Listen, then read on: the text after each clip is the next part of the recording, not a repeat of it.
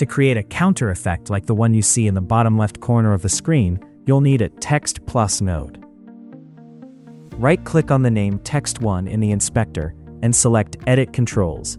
Enter a name and ID for the control, set the type to number, and set the page to text, which corresponds to the text tab of the node.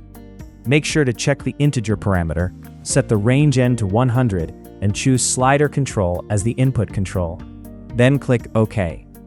As you can see, a new control named Counter has been created at the bottom with a range from 0 to 100.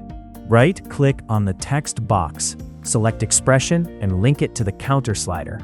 This will display the counter's value as your text. Finally, create a keyframe for the counter at frame 0, then go to frame 30 and change the value to 100. As you can see, over the course of 1 second, or 30 frames per second on my timeline, the counter goes from 0 to 100. Now to add the percentage sign to the counter numbers, just type in the same code I'm writing. Just keep in mind that the name you assign to the control in the Edit Controls window is case sensitive. Press Shift plus space and add a glow node. Feel free to adjust the parameters however you like. After that, add a drop shadow node as well. Next, to create a progress bar, add a merge node and bring a background node into the node's area.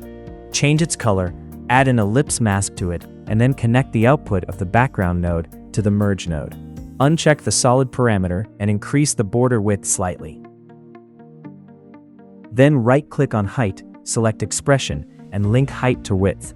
Now when you adjust the width, the height will follow automatically to keep it perfectly symmetrical.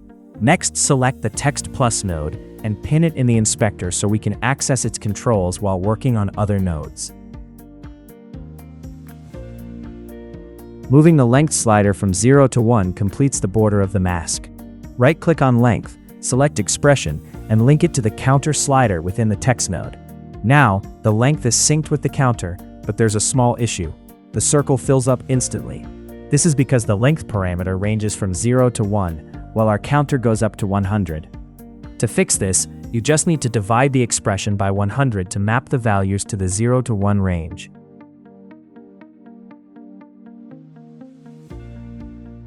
Just like with the text node, you can also add a glow node to the background node.